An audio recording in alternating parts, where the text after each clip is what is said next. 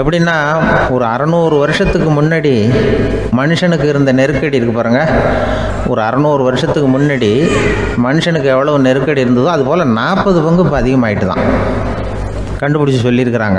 அவ்வளவு நெருக்கடிக்கு மத்தியில் நாம் வாழ்ந்துக்கிட்டு இருக்கிறோம். ஒரு 600 வருஷத்துக்கு முன்னாடி என் தலையில் 1 கிலோ வச்சுக்கிட்டு நின்னேன்னு வைங்க, இப்போ 40 கிலோ வச்சுக்கிட்டு நிற்கிறேன். அப்படி ஒவ்வொரு மனுஷனுக்கும் வாழ்க்கையில் நெருக்கடி அதிகமாக போச்சு. இப்போ இந்த நெருக்கடியில் முன்னாடிலாம் யாரோ ஒருத்தர் தான் தியானம் பண்ணுவாங்க. தியானம்னா ஒருத்தர் 2 பேர் காட்டுக்கு போய் தியானம் பண்ணிகிட்டு இருப்பாங்க 600 வருஷத்துக்கு முன்னாடி. இப்போ வீட்டுக்கு வீடு தியானம் நடக்குது. ஏன்னா அந்தளவுக்கு வாழ்க்கையில் ஒரு நிம்மதி வேணும் அப்படின்னு சொல்லி பண்ணிட்டாங்க. அதுக்கு தான் இயற்கை கொடுத்துருக்கிற ஒரு இயற்கையான வைத்தியம்தான் சிரிப்புங்கிறது. இதை பற்றி பெரியவங்கள்லாம் இப்போ ஆராய்ச்சி பண்ணிகிட்டு இருக்கிறாங்க. சிரிப்புங்கிறது நாம் பிறந்து ஒரு 6 மாதத்தில் தான் முதல் தடவையாக விவரமாக சிரிக்க ஆரம்பிக்கிறோமா. நம்ம பிறந்து 6 மாதத்துக்கு, அதாவது முதல் தடவை சிரிக்க ஆரம்பிக்கிறது ஒரு 6ஆவது வாரம், 1.5 மாதத்தில் தான் குழந்தை வந்து விவரமாக சிரிக்க ஆரம்பிக்குது. அப்புறம் அப்படியே சிரிக்க ஆரம்பிக்கிறோமா. அதையெல்லாம் இப்போ கணக்கு எடுத்துருக்குறாங்க. ஒரு குழந்தை ஒரு நாளைக்கு 200 தடவை சிரிக்குதான் ஒரு குழந்தை. பெரியவங்கள்லாம் 15 தடவை சிரிக்கிறாங்களாம். 200 தடவை சிரிச்சுக்கிட்டு இருந்த நாம் அப்படியே குறைஞ்சி 15 ஆகிட்டு. அதனால தான் இருதய நோயெல்லாம் வருது, ஹார்ட் அட்டாக்லாம் வருதுன்னு கண்டுபிடிச்சிருக்கிறாங்க. 200 சிரிப்புக்கு வந்து அது வந்து இயல்புத்தன்மை, மனுஷனுடைய இயல்புத்தன்மை சிரிக்கிறது. அதுக்கு ஜோக்கே தேவைப்படாது. ஆனால் இப்போ காலங்காலமாக நாம் என்ன போதிக்கப்பட்டு வந்திருக்கிறோம்னா, சிரிப்புங்கிறது ஒரு பாவமான செயல். ஒரு முதலாளிக்கு முன்னாடி தொழிலாளி சிரித்தா மரியாதை குறைச்சல், ஒரு கணவனுக்கு முன்னாடி மனைவி சிரித்தா மரியாதை குறைச்சல், அது மாதிரி ஒரு வாத்தியாருக்கு முன்னாடி பையன் சிரித்தா மரியாதை குறைச்சல், ஒரு ஆஃபீஸருக்கு முன்னாடி பியூனு சிரித்தா மரியாதை குறைச்சல், இப்படின்னு சொல்லி சிரிப்புங்கிறது ஏதோ மரியாதை குறைவான செயல்னு காலங்காலமாக நாம் போதிக்கப்பட்டு வந்திருக்கிறோம். இப்போ மரபு ரீதியாகவே அந்த சிரிப்பு வந்து நம்மகிட்ட சிறைப்பட்டுருக்குதான், அடங்கி போச்சு. அந்த சிறைப்பட்டிருக்கிற சிரிப்பை வெளியில் கொண்டு வர்றதுக்கு தான் ஜோக்குன்னு ஒரு சாவியை போட வேண்டியிருக்கு. வேறு இந்த ஜோக்குக்கும் சிரிப்புக்கும் சம்மந்தம் இல்லை. அதை ஏற்கனவே இருக்கிறத வெளில கொண்டு வரதுக்கு ஒரு சாவி மாதிரி உபயோகப்படுதுன்னு இப்போ அதை பற்றி ஆராய்ச்சி பண்ணுறவங்களாம் சொல்கிறாங்க. ஏன்னா சிரிப்புக்கு ஜோக்கு தேவைப்படாது.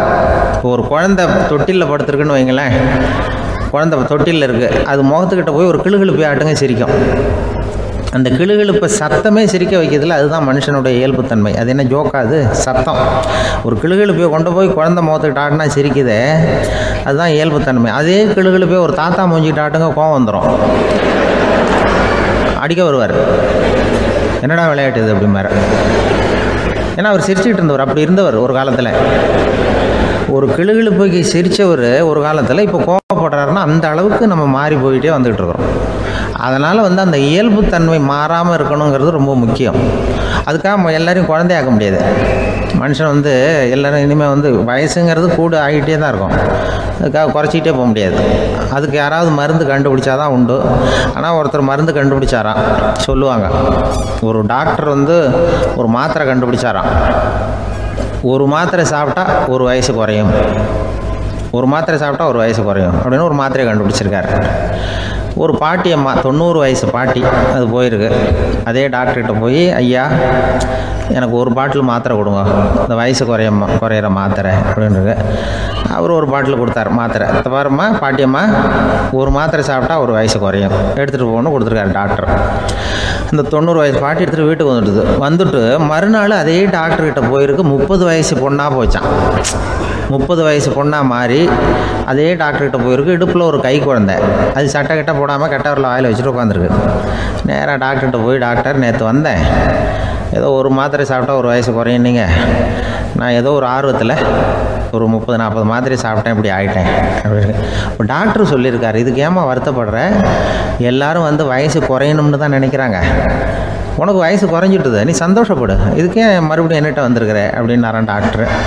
அப்போ அந்த அம்மா சொல்லித்தேன், என்னை பற்றி பரவாயில்ல டாக்டர், என் இடுப்பில் பாருங்கள் கை குழந்தை, இது சட்டை கிட்ட போடாமல் உட்காந்துருக்கு, கட்டவரில் வாயில் வச்சுட்டு உட்காந்துருக்கு, இது ரொம்ப ஆர்வத்தில் ஒரு 70 மாத்திரையை சாப்பிட்டு விட்டுது, இது என் வீட்டுக்காரரு. இவர் வந்து இடுப்பை விட்டு கீழே இறங்க மாட்டேங்கிறாரு. நான் எதையாவது கொடுத்து இனிமேதான் வயசை கூட்டி இறக்கி விடுவேன் டாக்டர். அப்படின்னு தான். அவர் ஏதோ நமக்கும் இதுக்கும் சம்மந்தம் இல்லைங்கிறது மாதிரி கட்டாரில் வச்சுட்டு அவர் பாட்டு உட்காந்துருக்காரு. ஏதோ நமக்கு இந்த உலகமே இல்லை, நமக்கு சம்மந்தம் இல்லைங்கிற மாதிரி உட்காந்துருக்காரு. இப்படியே நான் தூக்கிட்டு எங்கே அலையிறது இது அப்படின்னு தான். அதனால் வயசை குறைக்கிறது இயற்கைக்கு விரோதமாக நாம் பண்ண முடியாது. ஆனால் இந்த இயல்பு தன்மை மாறாமல் வச்சுக்கலாம். குழந்தை மாதிரி மாற முடியாதே தவிர அந்த குழந்தை தன்மையோடு வாழறதுக்கு கற்றுக்கணும். அதுதான் வாழ்க்கையில் இன்பமாக வாழறதுக்கு வழி. குழந்தை தனமாக இருக்கக்கூடாது, குழந்தை தன்மையோடு இருக்கணும்னு சொல்லுவாங்க. குழந்தை தன்மைங்கிறது வேறு, குழந்தை தனம்ங்கிறது வேறு. அப்படி ஒரு மாத்திரை கண்டுபிடிச்சிட்டா இப்போ யாராவது ஒருத்தவங்க இடுப்பில் குழந்தைய தூக்கிட்டு போனால் போய் கேட்கணும், ஏம்மா இது ஏன் வீட்டுக்காரரா உன் குழந்தையா அப்படின்னு கேட்டு அதுக்கப்புறம் அவருக்கு வணக்கம் சொல்லணும். இப்படிலாம் ஆகிடும் நிலைமை. இயற்கையை நம்ம மாற்ற முடியாது. அதுக்கு தகுந்தாப்புல தான் நாம் பண்ணணும். குழந்தை தன்மையோடு வாழறதுக்கு குடும்பத்தில் குழந்தை தன்மைங்கிறது எப்படின்னா, இப்போ சில பேருக்கு அந்த குழந்தை தன்மை உண்டு. ஒரு வீட்டில் ஒரு புள்ள படுத்துருக்கு, அம்மா எழுப்புறாங்க, காலேஜுக்கு நேரமாச்சு எழுந்திரிப்பா, காலேஜுக்கு நேரமாச்சு எழுந்திரிப்பா அப்படின்னு. அந்த அம்மா அந்த புள்ள சொல்லியிருக்கு, ஐயோ எனக்கு காலேஜுக்கு போகிறதுக்கு பிடிக்கலம்மா, என்னை தொந்தரவு பண்ணாத, காலேஜுக்கு போகிறதுக்கு எனக்கு பிடிக்கல அப்படின்னு தான். அப்போ அந்த அம்மா சொல்லியிருக்கு, ஏன் உனக்கு காலேஜுக்கு போகிறதுக்கு பிடிக்கல, கல்லூரிக்கு போகிறதுக்கு, அதுக்கு 2 காரணம் சொல்லு அப்படின்னு இருக்கா. அப்போ அந்த புள்ள சொல்லிச்சான், ஏன் பிடிக்கலன்னா கல்லூரியில் இருக்கிற வாத்தியாருக்கும் என்ன பிடிக்க மாட்டேங்குது, ஆசிரியர்களுக்கும். 2வது காரணம், கல்லூரியில் படிக்கிற மாணவர்களுக்கும் என்ன பிடிக்கல, அதனால் நான் காலேஜுக்கு போக மாட்டேன்ற குழந்தை புள்ள சொல்லியிருக்கு. அம்மா அப்படிலாம் நீ இதுக்காக போகாமல் இருக்கக்கூடாது, நீ போய் தான் ஆகணும் அப்படின்னு பிடிவாதமாக அந்த அம்மா பிள்ளைய எழுப்புனாங்களாம். சரி, நான் எதுக்கு காலேஜ் போகணும்னு சொல்கிறேன், அதுக்கு நீ 2 காரணம் சொல்லு அப்படின்னு தான் அந்த புள்ள. அப்போ அந்த அம்மா சொன்னாங்களாம், நீ ஏன் காலேஜுக்கு போகணும்னா, முதல் காரணம் உனக்கு வயசு 52, 2வது காரணம் நீ தான் பிரின்சிபால் அப்படின்னு தான். என்ன இருந்தாலும் அவங்க அம்மாவுக்கு அது புள்ள தானே. அதுதான் குழந்தை தன்மைங்கிறது. 52 வயசுலேயும் குழந்தை தன்மையோடு இருக்கார் பாருங்க, அதுதான் அந்த குழந்தை தன்மையோடு வாழறது தான் வெற்றிக்கு வழின்னு சொல்லுவாங்க. ஒரு குழந்தை பிறந்து தான் ஒரு வீட்டில், அந்த குழந்தைக்கு என்ன பேர் வைக்கிறதுங்கிறது ஒரு தகராறு. இந்த குழந்தைக்கு என்ன பேர் வைக்கிறதுங்கிறதுல தகராறு வந்துடுது. யார், கணவனுக்கும் மனைவிக்கும். அவன் என்ன சொல்கிறான், எங்கள் அப்பா பேரை தான் வைக்கணுங்கிறான் அவன். இந்த அம்மா என்ன சொல்லுது, இல்லை எங்கள் அப்பா பேரை தான் வைக்கணும் அப்படிங்குது. காலையிலேருந்து சண்டை, தகராறு. எதிர்த்த வீட்டுக்காரன் பார்த்தான், இது என்ன காலையிலேருந்து எதிர்த்த வீட்டில் தகராறு நடக்குது, என்னென்னு போய் கேட்டிருக்கான். என்னம்மா உங்களுக்கு உள்ள தகராறு, காலையிலேருந்து பார்த்தேன் அப்படின்னா. ஒன்றும் இல்லைம்மா, எங்கள் குழந்தைக்கு பேர் வைக்கிறதுல எங்களுக்கு உள்ளே ஒத்து போக முடியல, நான் எங்கள் அப்பா பேரை வைக்கணுங்கிறேன், அந்த அம்மா அவங்க அப்பா பேரை வைக்கணுங்குது. அதுதான் எங்களால் குடும்பத்தில் ஒரு நிம்மதி இல்லாமல் இருக்கிறோம், தகராறு பண்ணிகிட்ருக்கோம் அப்படின்னு நானா. அப்போ எதிர்த்த வீட்டுக்காரன் சொல்லியிருக்கான், எதிர்த்த வீட்டுக்காரன்னு நான் எதுக்கு இருக்கிறேன், நான் பஞ்சாயத்து பண்ணி வைக்கிறேன், உங்களுக்குள்ள என்ன இது பேர் தானே வைக்கணும், ஏன்பா உங்கள் அப்பா பேர் என்ன அப்படின்னு அவனை கேட்டிருக்கான். எங்கள் அப்பா பேர் சீனிவாசன் அப்படின்ட்டுருக்கான். இந்த அம்மாவை உங்கள் அப்பா பேர் என்னம்மா, கிருஷ்ணன் அப்படின்னு சொல்லி. இவன் யோசிச்சு பார்த்தான், குழந்தைக்கு சீனிவாச கோபாலகிருஷ்ணன் பேர் வைங்க போங்க அப்படின்ட்டு போயிட்டான். ஏற்ற விட்டுக்கு தீர்த்து வச்சுட்டு போயிட்டான். போனதுக்கப்புறம் இவங்க 2 பேரும் பேசிக்கிட்டாங்க. சரி, இந்த சீனிவாசன் சரி, கிருஷ்ணன் சரி, நடுவில் கோபாலம் யார் அப்படின்னு சொல்லி அவனை போய் இழுத்துட்டு வந்தான். எழுத்து வீட்டில் போய், அது யாரா, அது இங்கே வா, அது யாரா கோபாலன், அது எங்கள் அப்பா பேர், நீ அதை மட்டும் எதுக்கு விட்டு வைக்கிற, அதையும் சேர்த்து வச்சுட்டு போடான்னு. அதாவது குடும்பத்தில் ஒரு கணவனும் மனைவியும் ஒரு சின்ன விஷயத்தில் கூட ஒத்து போகலன்னா இப்படி தான் ஏற்று வீட்டுக்காரன் பஞ்சாயத்துக்கு வருவான். கோபாலன்னு குறுக்க வருவான் ஒருத்தன். அப்படி அந்த அனுசரிப்புங்கிறது குடும்பத்தில் ரொம்ப அவசியம். கணவனும் மனைவி அது ஒன்றுக்கு மேலே இந்த கல்யாணம் பண்ணிக்கிறாங்க, அது ரொம்ப அவஸ்தை. ஒருவனுக்கு ஒருத்திங்கிறது நம்ம இதெல்லாம் சொல்கிறது. ஒன்றுக்கு மேற்பட்ட திருமணங்கள் சங்கடத்தில் தான் கொண்டு விடும். நிறைய சொல்லுவாங்க. உலகத்திலேயே ஒரு பெரிய இது என்ன தெரியுங்களா, இயற்கை நிர்ணயம் பண்ணுது. இப்போ நம்ம சில பேருக்கு எனக்கு பொம்பளை பிள்ளை வேண்டாம், ஆம்பளை பிள்ளை வேண்டான்னு சொல்லி இந்த ஸ்கேன் பண்ணி என்னென்னவோ பண்ணிகிட்டு இருக்கிறாங்கல்ல. ஆனால் இயற்கை அந்த 50-50 ரேஷியோவை அது மெயின்டைன் பண்ணிகிட்ருக்கு. இந்த உலகத்தில் ஒரு அதிசயமான உண்மை என்னென்னா, 116 ஆம்பளை பிள்ளை பிறந்தா 100 பொம்பளை பிள்ளை பிறகுதான். உலக அளவில் 116 ஆம்பளை பிள்ளை பிறந்தா 100 பொம்பளை பிள்ளை பிறகுது. இது எதுக்கு 16 அதிகமாக பிறகுதுன்னா, அந்த வாலிப வயசு அடையிறதுக்குள்ளே 16 செத்து போகுது. 16 அங்கங்கே ஓடுறது, கொஞ்சம் முரட்டுத்தனமாக போகிறதுனால செத்து போகுது. அந்த 50-50 இந்த ஒருத்தருக்கு ஒருத்தங்கிற ரேஷியோவை இயற்கை மெயின்டைன் பண்ணிகிட்டு இருக்கு. அது ஒரு பெரிய அதிசயம். அதை விட பெரிய அதிசயம் என்னென்னா, இந்த உலக யுத்தம் நடந்ததில்ல, முதல் உலக யுத்தம் யுத்தம், 2வது யுத்தம். அப்போ பார்த்துருக்குறாங்க, கணக்கு எடுத்துருக்குறாங்க. அந்த யுத்தம் முடிஞ்ச பிறகு 116 ஆம்பளை பிள்ளைக்கு பதிலாக 160 170 பிறக்க ஆரம்பிச்சுதான். 100 பெண் குழந்தைக்கு 170 180 ஆண் குழந்தை. இது எதுக்குன்னா அந்த போரில் செத்து போகுதில்ல ஆம்பளை பிள்ளைகள், அதை ஈடுகட்டுறதுக்காக அதிகமாக பிறக்க ஆரம்பிச்சிருக்கு. அந்த அளவுக்கு இயற்கை ஒரு பெரிய ரேஷியோவை மெயின்டைன் பண்ணுது. அதாவது ஒருவனுக்கு ஒருத்திங்கிறத அது சொல்லிகிட்டு இருக்கு. புறாவெல்லாம் வளர்த்திங்கன்னா, நான் கூட புறா வளர்த்துருக்குறேன் ஊரில். புறா வளர்த்திங்கன்னா ஒரு தடவைக்கு 2 முட்டை தான் விடும் ஒரு வீட்டுக்கு. அந்த 2 முட்டையும் குஞ்சு பறிச்சுன்னா அதில் ஒன்று ஆணாக இருக்கும், ஒன்று பொண்ணாக இருக்கும். அது எந்த முட்டை ஆண் எந்த முட்டை பெண்ணுங்கிறத இயற்கை நிர்ணயம் பண்ணுது. அதை நம்ம மாற்றவே முடியாது. ரெண்டையும் அந்த பெண்ணாவோ 2 ஆணாவோ மாற்ற முடியாது நம்ம. அதனால் அந்த இயற்கையை புரிஞ்சுக்கிட்டு நாம் நடந்துக்கணும். அதனால தான் ஒரு கணவன் ஒரு மனைவி, அதான் ஒருத்தருக்கு ஒருத்தங்கிறது. ஒன்றுக்கு மேலேனா சங்கடம் தான். ஒரு பஸ்ஸில் ரெண்டு பெண்கள் வந்துக்கிட்டு இருந்தாங்களாம். பஸ்ஸு பிரயாணம். 2 பெண்கள் பக்கத்தில் உட்காந்துருக்காங்க. அந்த கண்டக்டரை கூப்பிட்ருக்காங்க, இங்கே வாயா அப்படின்னு அந்த ஒரு அம்மா கூப்பிட்ருக்கு. என்னம்மா அப்படின்ட்டுருக்கார். இந்த ஜன்னலை திறந்து விட்டு போ அப்படின்னு. சரின்னு அதுக்கு பக்கத்தில் இருந்த சேனல் திறந்து விட்டு அவர் போயிட்டார். பக்கத்தில் இருந்தம்மா உடனே இங்கே வாயா மறுபடியும் வாயான்னு கூப்பிட்ருக்கு. என்ன இந்த ஜன்னலை மூடி விட்டு போ அப்படின்ட்டுருக்கு. மூடி விட்டு போனார். மறுபடியும் அந்த முன்னாடி கூப்பிட்டது வாமா வாயான்னு மறுபடியும் கண்டக்டரை கூப்பிட்டு, என்ன இந்த பார், இந்த ஜன்னலை நீ மூடி வச்சின்னா நான் மூச்சு திணறி செத்து போடுவேன்.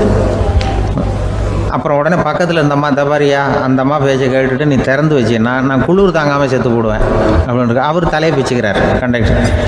என்னடா பெரிய ரொம்ப போச்சேன்னு, கொஞ்சம் தூரம் பிரயாணம், இதில் கூட அட்ஜஸ்ட் பண்ணி போகக்கூடாதா அப்படின்னு. அப்போ அந்த பஸ்ஸில் பின்னாடி ஒருத்தன் கடைசி சீட்டில் வெயில் தாங்காமல் சட்டையெல்லாம் கட்டி போட்டுட்டு ஒரு கிராமத்து ஆள் பீடி குடிச்சிட்டு வரான். அவர் கூப்பிட்ருக்கான் அந்த ஆள், அந்த கண்டக்டர் இங்கே வாயா அங்கே என்ன தகராறு அப்படின்னு. அந்த எதிர்த்து வீட்டுக்காரன் வந்தானே முன்னாடி பஞ்சாயத்துக்கு, அது மாதிரி கண்டக்டர் இங்கே வாயா, அவன் ஏன் நீ என்ன சொல்ல போகிற அப்படின்ட்டு வந்திருக்கான். சட்டையெல்லாம் கட்டி போட்டு பீடி குடிக்கிறோம், பீடி புகையை ஊதி விட்டு அங்கே என்ன தகராறு அப்படின்னு கேட்டிருக்கான். ஒன்றும் இல்லையா, அந்த அம்மா ஜன்னலை திறந்தா செத்து போவேங்குது, இந்த அம்மா ஜன்னலை மூடுனா செத்து போவேங்கிறது. நான் என்னையா பண்ணுறது ஒரு ஆள், இதுக்கு ஏன் கவலைப்படுறேன், நான் சொல்கிறத கேள்வி, நான் தீர்த்து வைக்கிறேன் பிரச்சனையை அப்படின்னு சொல்லிவிட்டு பீடியை எடுத்துவிட்டு புகையை ஊதிவிட்டு சொன்னானா, கொஞ்ச நேரம் அந்த ஜன்னலை மூடி வை, அந்த அம்மா செத்து போவோம், அப்புறம் திறந்து வை, இந்த அம்மா செத்து போவோம், நாம் நிம்மதியாக போகலாம் அப்படின்னு சொல்லிட்டு பீடி குடிக்க ஆரம்பிச்சிட்டான். அவருக்கு கோவம் வந்துட்டுது கண்டக்டருக்கு. உனக்கு என்னையா நீ பாட்டுக்கு சொல்லிட்டு விடுவ, அந்த 2 அம்மாவும் செத்து போச்சுன்னா அவங்க வீட்டுக்காரனுக்கெல்லாம் யார் பதில் சொல்கிறது அப்படின்னா, கவலையே படாத, 2 பேருக்கும் நான் தான் வீட்டுக்காரன். அதனால தான் அந்த யோசனையை சொன்னேன் அவங்ககிட்ட. அப்புறம் இதுதான், அந்த ஒன்றுக்கு மேலே போச்சுன்னா அது இயற்கைக்கு விரோதம், இப்படிலாம் ஆகும். அதனால தான் அவன் அவ்வளவு ஒன்றுமே வேண்டான்ட்டு கடைசி பெஞ்சு இதில் போய் சீட்டில் உட்காந்துக்கிட்டான். அப்படி இயற்கையை புரிஞ்சுக்கிட்டு வாழணுங்கிறது முக்கியம். குடும்பத்தில் கணவனுடைய பங்கு என்ன, மனைவியினுடைய பங்கு, குழந்தை குட்டிகள்லாம் சொல்லுவாங்க. அப்படி இருக்கணும். கணவன்கிறவனுக்கு நிறைய சகிப்புத்தன்மை தேவைப்படுது. ஒரு ஊரில் ஒரு மன்னர் இருந்தார். அவர் பக்கத்து தேசத்து மேலே படையெடுக்கணும்னு நினச்சிக்கிட்டு இருந்தார். அதையும் தன்னுடைய நாட்டோட சேர்த்துக்கணுங்கிற ஆசை. எப்போ படையெடுக்கலாம்னு யோசிச்சுக்கிட்டு இருந்தார். இப்படி யோசிச்சுக்கிட்டு இருந்த சமயத்தில் ஒரு பெரியவர் அவரை தேடிக்கிட்டு வந்தார். அவர் அடிக்கடி வருவார், அவர்கிட்ட பேசிக்கிட்டு இருப்பார். இப்போவும் அப்படி தான் வந்தார். என்ன மன்னா யோசனைன்னாரு. இவர் தன்னுடைய யோசனையை சொன்னார். இந்த சமயத்தில் மன்னருக்கு தாகம் எடுத்தது, தண்ணி குடிக்கணும் போல இருந்தது. உடனே அங்கே இருந்த ஒரு அரண்மனை பணியாளரை கூப்பிட்டார். போய் கொஞ்சம் தண்ணி கொண்டு வாப்பா அப்படின்னார். அந்த பணியாளர் போனார், ஒரு கோலையில் தண்ணி கொண்டு வந்தார். ராஜா கிட்ட நீட்டினார். ராஜா அதை வாங்கி குடிக்கிறதுக்காக வாய்கிட்ட கொண்டுட்டு போனார். அந்த நேரம் பார்த்து, மன்னா கொஞ்சம் பொறுங்கன்னார் இந்த பெரியவர். ஆவலோட குடிக்க போன மன்னர் அப்படியே நிறுத்திக்கிட்டு பெரியவரை பார்த்தார். இப்போ அந்த பெரியவர் சொன்னார், மன்னா, இப்போ உங்களை விட வலிமை உள்ள ஒரு சக்தி உங்களுக்கு தண்ணி கொடுக்க மறுத்துடுதுன்னு வைங்க, உங்களை குடிக்க விடாமல் தடுத்துடுது அப்படின்னா, இப்போ இந்த ஒரு கோவலை தண்ணீரை என்ன விலை கொடுத்து வாங்குவீங்க அப்படின்னு கேட்டார். இப்போ எனக்கு இருக்கிற தாகத்துக்கு என்னுடைய அரசாங்கத்தில் பாதியையாவது கொடுத்து இந்த தண்ணியை வாங்கிறதுக்கு தயங்க மாட்டேன்னார் அவர். சரி, இப்போ அந்த தண்ணியை குடிங்கன்னார் பெரியவர். மன்னர் ஆவலோடு அந்த தண்ணியை குடிச்சு முடித்தார். அதுக்கப்புறம் கொஞ்ச நேரம் தன்னுடைய படையெடுப்பை பற்றி சொல்லிக்கிட்டு இருந்தார். கொஞ்ச நேரம் கழித்து மறுபடியும் இந்த பெரியவர் கேட்டார், மன்னா, இப்போ நீங்கள் ஒரு கோவலை தண்ணீரை குடிச்சு முடிச்சுட்டீங்க, இப்போ அந்த தண்ணீர் உங்கள் உடம்பை விட்டு வெளியில் வரக்கூடிய பாதை அடைபட்டு போச்சு அப்படின்னு வச்சுக்கோங்க.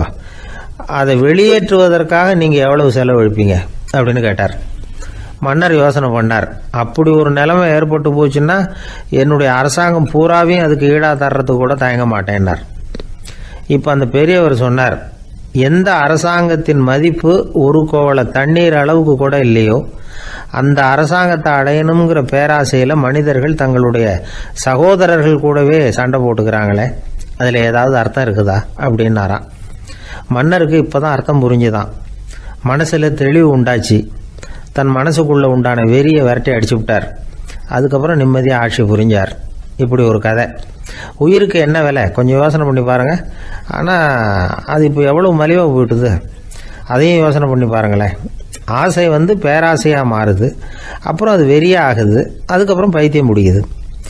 இந்த காலத்து மனிதர்களுக்கு 2 விதமான பைத்தியம் பிடிச்சிருக்கிறதாக ஒரு பெரியவர் சொல்கிறார். ஒன்று பணம், இன்னொன்று அதிகாரம். இதெல்லாம் எவ்வளவு காலத்துக்கு நீடிக்கும்? ஒரு சர்வாதிகார நாட்டில் 3 பேர் ஜெயிலில் இருட்டு அறையில் பேசிக்கிட்டு இருக்கிறாங்க. நீ எப்படி இந்த ஜெயிலுக்கு வந்த அப்படின்னு ஒருத்தர் கேட்டாராம். இந்த நாட்டு ராஜாவை ஆதரித்து நான் பிரச்சாரம் பண்ணினேன், அதனால் கூட்டத்தில் தகராறு வந்துட்டுது, கலவரமாக போச்சு, அதுக்கு நான் தான் காரணம்னு அரெஸ்ட் பண்ணி இங்கே கொண்டாந்து போட்டாங்க அப்படின்னாராம் அவரு. சரி, நீ எப்படி இங்கே வந்த அப்படின்னு இன்னொருத்தரை பார்த்து கேட்டிருக்கார். நான் இந்த நாட்டு ராஜாவை எதிர்த்து பிரச்சாரம் பண்ணேன், அதனால் கலவரம், அரெஸ்ட் பண்ணி கொண்டாந்து போட்டாங்கன்னார். சரிப்பா, நீ எப்படி அங்கே வந்த அப்படின்னு 3வது ஆளை பார்த்து இவங்க கேட்டாங்களாம். இதுக்கு அந்த ஆள் மெதுவாக வெளிச்சத்துக்கு நான் தான் இந்த நாட்டு ராஜா அப்படின்னாராம்.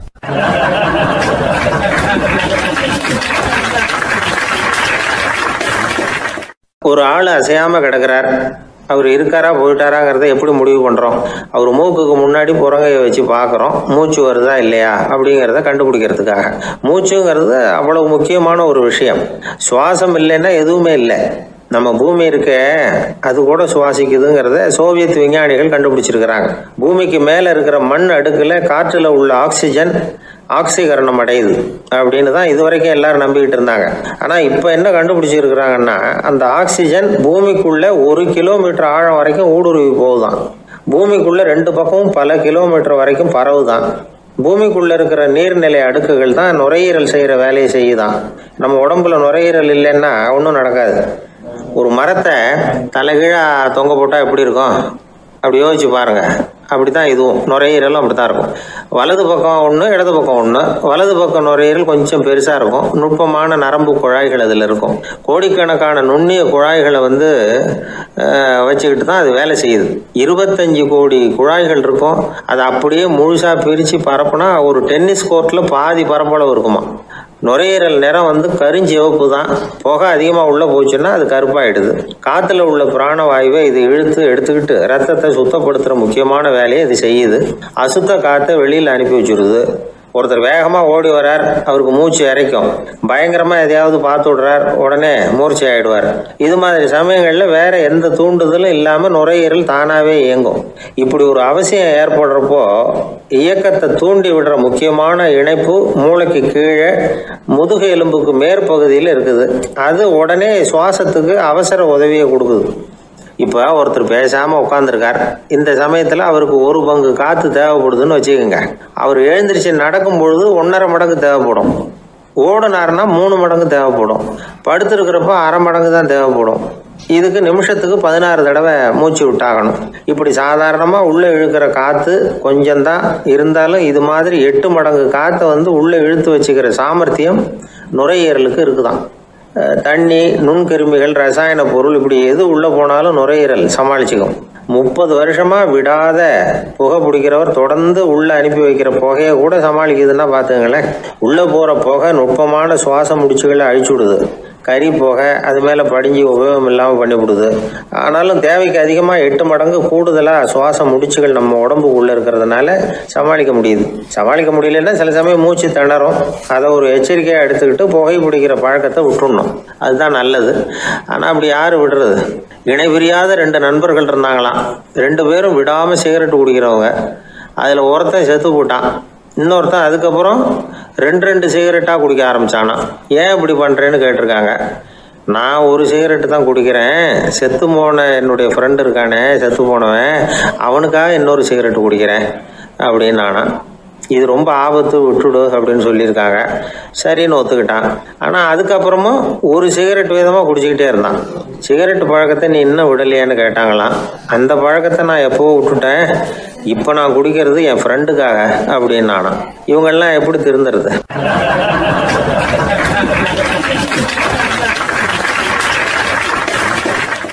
இந்த உலகத்தில் எத்தனை வகையான மனிதர்கள் இருக்கிறாங்க, ஒவ்வொரு மனிதனுமே ஒவ்வொரு வகை அப்படிங்கிறாங்க விஞ்ஞானிகள். மனிதர்களை 3 வகையாக பிரிக்கலாம் அப்படின்னு சொல்கிறாங்க மெய்ஞானிகள். இவங்களை பற்றிலாம் ஏற்கனவே நாம் பேசியிருக்கிறோம். இப்போ டாக்டர் எட்வர்டு பேட்ச் அப்படிங்கிற நிபுணர் என்ன சொல்கிறார் தெரியுமா? மனிதர்களை 7 வகையாக பிரிக்கலாம்ங்கிறார். மனிதர்களின் மனநிலை அடிப்படையில் அவங்கள 7 விதமாக வகைப்படுத்துகிறார் அவர். சரி, அது என்ன 7 வகை? முதல் வகை என்னன்னா பயந்த குணம் உள்ளவங்க. சார் ரொம்ப பயந்த சுபாவம், வீட்டில் கூட வாயே திறக்க மாட்டார், சாப்பிட போகிறப்ப மட்டும்தான் கொஞ்சம் வாயை திறப்பார், அப்புறம் மூடிக்குவார் அப்படின்னு சில பேரை பற்றி நாம் பேசிக்கிறது உண்டு. இவங்கெல்லாம் இந்த வகை, அதாவது பயந்த குணம் உள்ளவர்கள் அப்படிங்கிற முதல் வகை. சரி, 2வது வகை என்னன்னா சஞ்சலப்படுகிறவர்கள், எதுக்கு எடுத்தாலும் கலக்கம், குழப்பம், இப்படியே காலம் தள்ளிட்டு இருப்பாங்க. பல பேர் பார்த்துருப்பீங்க. அவங்கெல்லாம் இந்த வகை. 3வது வகை என்னன்னா யதார்த்த உலகை மறந்து கற்பனை உலகத்திலேயே மிதக்கிறவங்க. இளைஞர்கள், கவிஞர்கள், இப்படி பல பேர் இருக்கிறாங்க. எப்போ பார்த்தாலும் கற்பனை உலகத்திலேயே மிதந்துக்கிட்டு இருப்பாங்க. கிட்டத்தில் போய் என்னங்க ஒரு மாதிரியாக இருக்கிறீங்க அப்படின்னு கேட்டு பாருங்க, அவங்களெல்லாம் ஏதோ ஒரு அற்ப புழுவை பார்க்குறது மாதிரி அவங்கள பார்ப்பாங்க. அதுவும் அந்த வானத்து நிலாவை பாருங்கள், அது என்னை வா வான்னு கூப்பிடுது, எனக்கு சீக்கிரத்தில் ஒரு நாள் சிறகுகள் முளைக்கும், சிறகடித்து வானத்தில் பறந்து போவேன், அந்த செல்ல நிலாவை கொஞ்சிவிட்டு வருவேன், இப்படிலாம் பேசிகிட்டு இருப்பாங்க. கொஞ்சிறது அப்புறம் இருக்கட்டும், இப்போ கஞ்சிக்கு வழியே பாருப்பா அப்படின்னா அதை காதில் வாங்க மாட்டாங்க. நாம் ஏதோ இந்த உலகத்தை அனுபவிக்க தெரியாதவர்கள் மாதிரி நம்மளை அவங்க கவனிப்பாங்க. இப்படி ஒரு ரகம். 4வது வகை மனிதர்கள் எப்படின்னா, இவங்க தனிமை உணர்வு மிக்கவர்கள். இவங்க மற்றவங்களோட இயல்பாக நெருங்கி பழகிறதில்ல, தான் உண்டு தன்னுடைய வேலை உண்டுன்னு இருந்துட்டு போகிறவங்க. அடுத்த வீட்டில் இருக்கிறவர் யார் அப்படின்னு கேட்டால் கூட அடுத்த வீடுன்னு ஒன்று இருக்கா அப்படிங்கிறது மாதிரி நம்ம முகத்தை பார்ப்பாங்க. அவங்ககிட்ட மேற்கொண்டு நாம் என்னத்தை பேச முடியும்? இப்படி ஒரு வகை. 5வது வகை மனிதர்கள் எப்படின்னா, இவங்க மற்றவங்க செல்வாக்குக்கு உட்பட மறுப்பவர்கள். அடுத்தவங்களோட செல்வாக்குக்கு இவங்க ஆட்படுறதில்லை. நான் யார் தெரியுமான்னு கேட்டால் அதை தெரிஞ்சுட்டு எனக்கு என்ன ஆக போகுதும்பாங்க. இவங்கெல்லாம் அந்த ரகம். 6வது வகை மனிதர்கள் எப்பவும் எதுலேயும் பற்று இல்லாமல் இருக்கிறவங்க. இது ஒரு துறவு மனப்பான்மை. இயல்பாகவே சில பேர் இப்படி உண்டு, அவங்களுக்கு எதுலேயும் ஒரு ஈடுபாடு இருக்காது. அப்படிப்பட்டவங்கெல்லாம் 6வது வகை. 7வது வகை மனிதர்கள் மற்றவங்க கவலையை தன்னுடையதாக ஆக்கிக்கிட்டு கவலைப்படுறவங்க. இவங்கெல்லாம் மகாத்மாக்கள். தாம் வேறு அடுத்தவங்க வேறு அப்படிங்கிற எண்ணம் இவங்களுக்கு வர்றதில்லை. அதனால் அடுத்தவங்களுக்கு ஒரு துன்பம் வந்ததுன்னா இவங்களால சும்மா இருக்க முடியறதில்ல. ஆக கூடி இப்படி 7 விதமான மனிதர்களை அடையாளம் காட்டுறார் அந்த நிபுணர். இதில் நாம் எந்த வகையில் வர்றோம் அப்படிங்கிறத நாம் தான் அடையாளம் கண்டுபிடிக்கணும். எனக்கு தெரிஞ்ச ஒரு மனிதர் உண்டு. அவர் ஒரு வித்தியாசமான வகை. எதையும் நடைமுறை சாத்தியமாக சிந்திக்கிறவர். எப்பவும் அடுத்தவங்களும் நல்லா இருக்கணும், நாமும் நல்லா இருக்கணும் அப்படின்னு ஆசைப்படுறவர். அவருக்கு ஒரு சமயம் திடீர்னு உடம்பு சுகம் இல்லாமல் போயிட்டுது.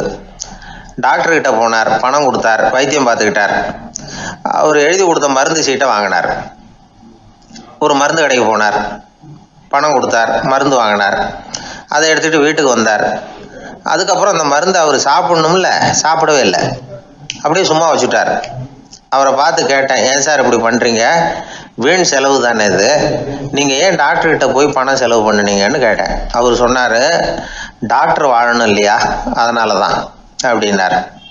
சரி, அப்புறம் ஏன் மருந்து வாங்கினீங்க அப்படின்னு கேட்டேன். மருந்து கடைக்காரர் வாழணும் இல்லையா, அதனால தான் அப்படின்னார். சரி, அப்புறம் ஏன் வாங்கின மருந்து சாப்பிடாம வச்சுட்டீங்க அப்படின்னதுக்கு, நான் வாழணும் இல்லையா அதனால தான் அப்படின்னார்.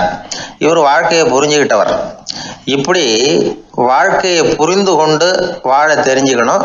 எந்த வகை மனிதர் நாம் அப்படிங்கிறத புரிஞ்சுக்கிட்டு வாழ்ந்தோம்னா வாழ்க்கையில் வெற்றி நிச்சயம்.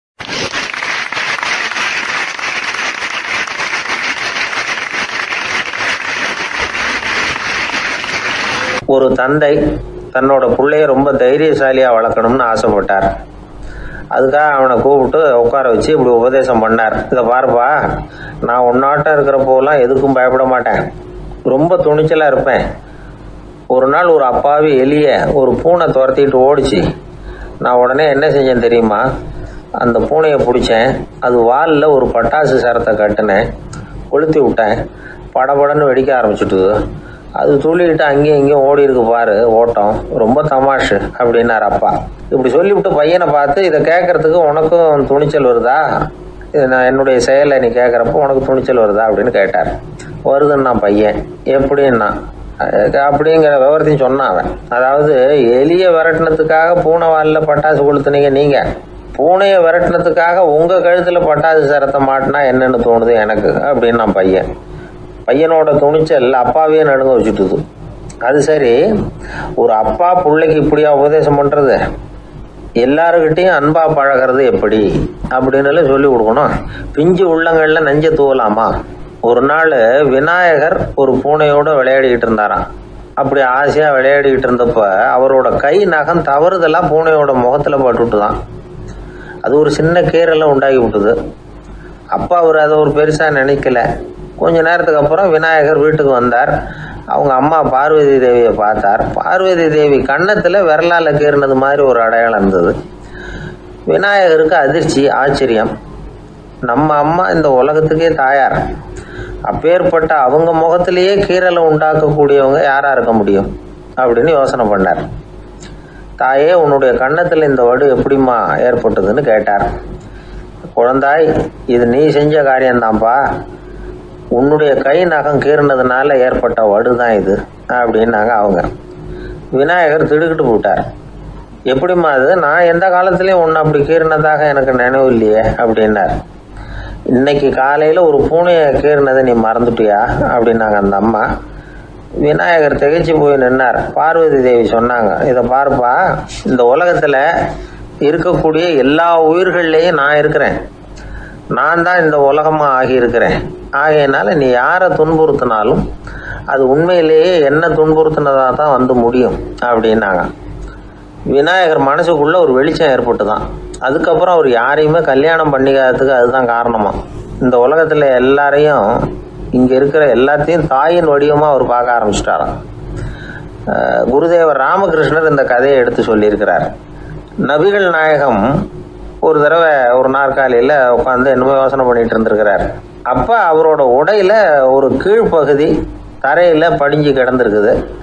அங்கே விளையாடிக்கிட்டு இருந்த ஒரு பூனை அது மேலே வந்து படுத்து தூங்கி போயிடுச்சு. தொழுகை செய்ய வேண்டிய நேரம் வந்துட்டது. நபிகள் நாயகம் எழுந்திருக்க பார்த்தார். அப்போ தான் பூனை தன்னோட உடை மேலே படுத்து தூங்கிட்டு இருக்கிறது கண்ணில் படுது. பூனையோட தூக்கத்தை கலைக்க விரும்பல அவர். தன்னுடைய சகோதரியை கூப்பிட்டார். ஒரு கத்திரிக்கோள் எடுத்துகிட்டு வர சொன்னார். பூனை படுத்திருந்த உடை பகுதி மட்டும் இருக்குல்ல, அதை மட்டும் அதோட கத்திரிச்சு விட்டுட்டு அதுக்கப்புறம் அவர் எழுந்திரிச்சு தொழுகைக்கு போனாராம். அதாவது பிற உயிர்கள்கிட்ட எப்படி அன்பு காட்டணுங்கிறத பெரியவங்க எவ்வளவோ விதத்தில் நமக்கு எடுத்து காட்டியிருக்கிறாங்க. இருந்தாலும் எத்தனை பேர் மனசில் அதெல்லாம் உரைச்சிருக்குது? நாமளும் நம்ம ட்ரெஸ்ஸு மேலே ஒரு பூனை படுத்திருந்தா ஒரு கத்திரிக்கோளை தான் தேடுவோம், எடுத்துக்கிட்டு வர சொல்லுவோம். துணியை வெட்டுறதுக்கு பதிலாக இல்லை அதோட வாழை வெட்டினா என்ன அப்படின்னு தோணும். ஒரு ஆள் ரொம்ப பிரியமாக ஒரு பூனையை ஆற்றுல குளிப்பாட்டிக்கிட்டு இருந்தானா. எப்படி? அந்த பூனையை ஆற்று தண்ணியில் அமுக்கி அமுக்கி குளிப்பாட்டிக்கிட்டு இருக்கிறான். அந்த வழியாக போன பெரிய ஒருத்தர் இதை பார்த்தார். இதை பார்ப்பா, பூனையை அது மாதிரி ஆற்று தண்ணியில் அமுக்கி குளிப்பாட்டாத, மூச்சு திணறி செத்து போடும் அப்படின்னு அட்வைஸ் பண்ணார். நீ போய் அவன் வேலையை பார்த்துக்கிட்டு, எனக்கு எல்லாம் தெரியும்னா இவன். சரின்னு அவர் போயிட்டார். கொஞ்ச நேரம் கழித்து அவரே அந்த வழியாக திரும்பி வந்துக்கிட்டு இருந்தார். ஆற்றுல பூனையை குளிப்பாட்டிக்கிட்டு இருந்தவன் அழுதுகிட்டு உட்காந்துருக்கிறான். பக்கத்தில் அந்த பூனை செத்து கிடக்குது. இதை பார்த்தார் பெரியவர். நான் தான் அப்போவே சொன்னேனே அந்த பூனையை ஆற்றுல நினைக்காதேன்னு, அதை கேட்டிருந்தா இப்படி ஆயிருக்குமா அப்படின்னார். அந்த ஆள் கோபமாக இவரை முறைச்சி பார்த்தான். அட போய்யா, இந்த பூனை ஆற்றுல குளித்ததுனால ஒன்றும் செத்து போகல, குளித்ததுக்கு அப்புறம் அதோட உடம்பு ஈரமாக இருக்குதுன்னு அதை புழிஞ்சேன், அதனால தான் இப்படி ஆயிட்டுது அப்படின்னு நானா.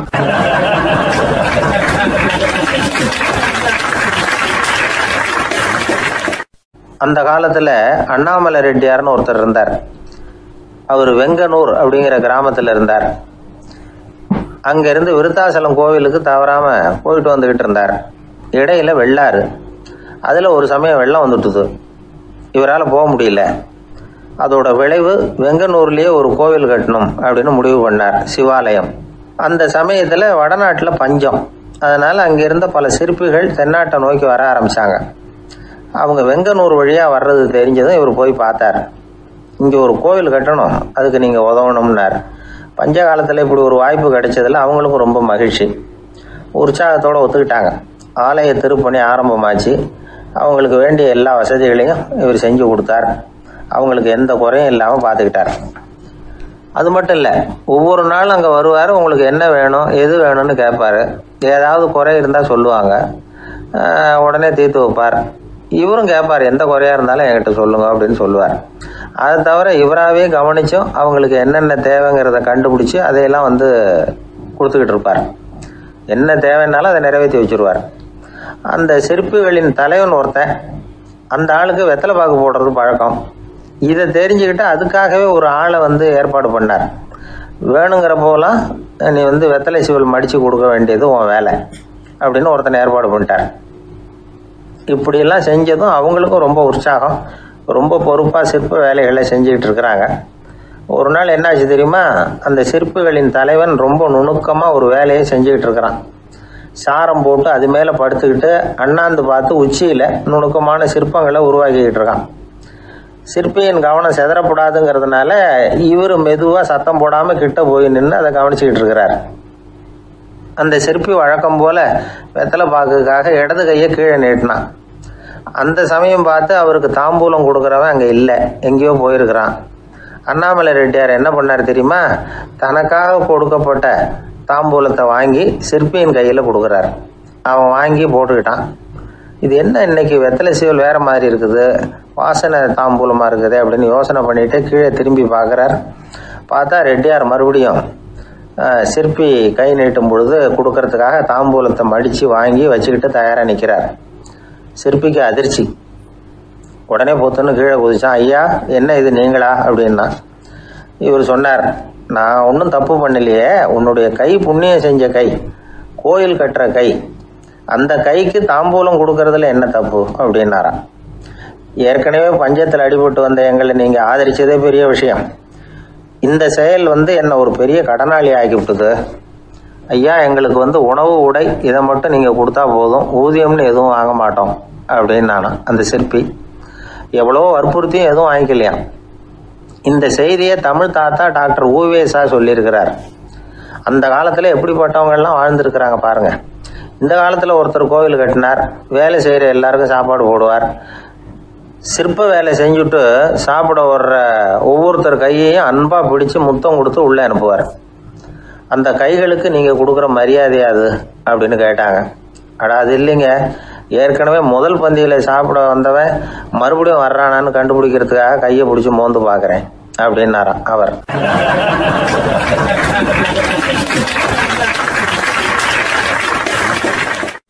அந்த மரத்தின் உச்சியில் ஒரு பறவை கூடு, ஏதோ ஒரு பறவை கூடு கட்டியிருந்தது. அது என்ன பறவைன்னா ராஜாளி. ஒரு குரங்கு அந்த மரத்து கிளையில தாவி தாவி குதிச்சுக்கிட்டு இருந்தது. அப்போ இந்த கூட்டில் இருந்த முட்டை அது கண்ணில் போட்டுவிட்டுது. அதுக்கப்புறம் அது சும்மா இருக்குமா?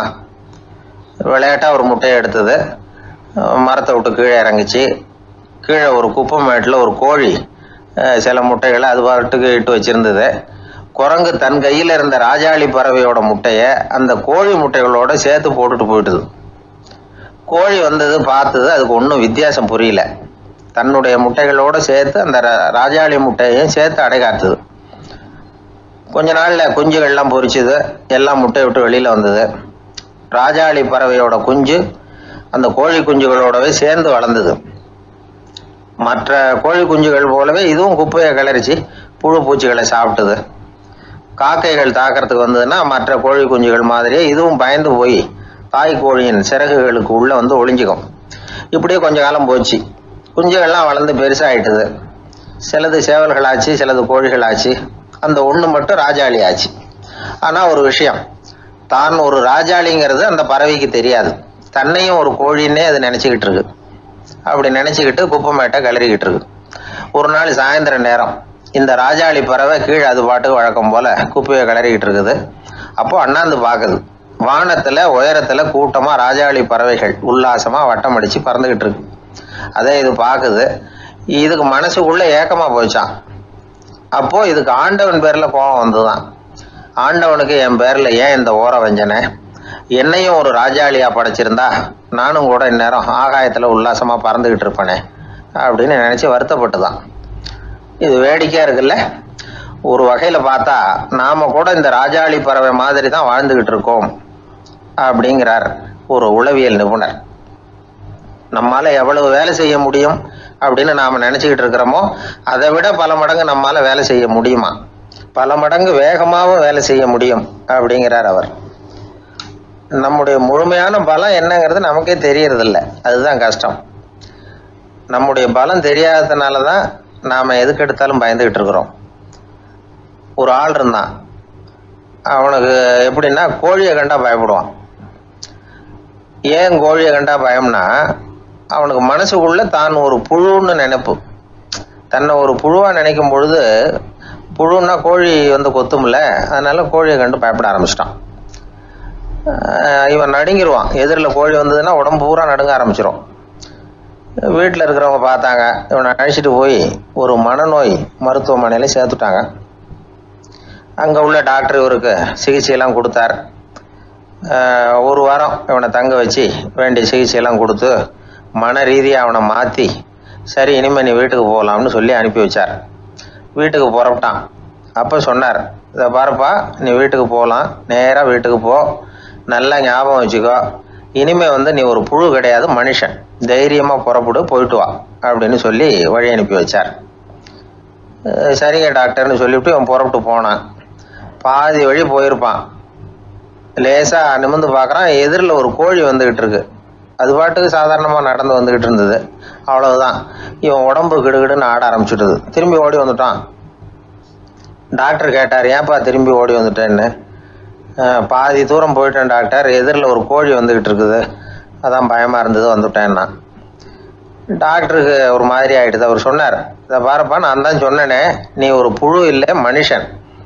இனிமேல் நீ புழு கிடையாது, நீ ஒரு மனுஷன்.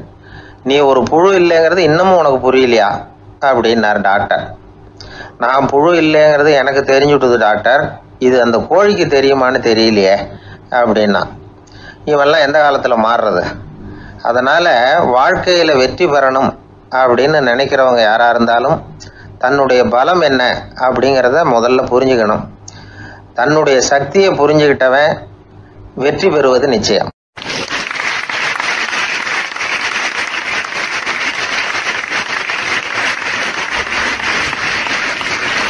ஒரு ஆள் ராமகிருஷ்ணரை தேடி வந்தான். அவன் கையில் 1000 பொற்காசுகள் வச்சுருந்தான். அதை அவர்கிட்ட கொடுத்து இதை ஏற்றுக்கணும் அப்படின்னு ரொம்ப பணிவாக கேட்டுக்கிட்டான். அவர் பார்த்தார், இது எனக்கு தேவையில்லை, ஆனாலும் உன்னுடைய மனசை புண்படுத்துறதுக்கு நான் விரும்பலை, அதனால் நீ கொடுக்குறத வாங்கிக்கிறேன்னார். வாங்கிக்கிட்டார். அப்புறம் கேட்டார், இதை பாரு, இனிமேல் இதெல்லாம் என்னுடைய இது தானே அப்படின்னார். ஆமாம், அதையெல்லாம் நான் உங்களுக்கே கொடுத்துட்டேன்னா. அவன், சரி, இப்போ நீ எனக்காக ஒரு காரியம் பண்ணணும்னார். என்ன செய்யணும்னு சொல்லுங்கன்னா, இந்த நாணயங்களையெல்லாம் எடுத்துக்கிட்டு போய் கங்கை நதியில் எரிஞ்சுட்டு வா அப்படின்னார்.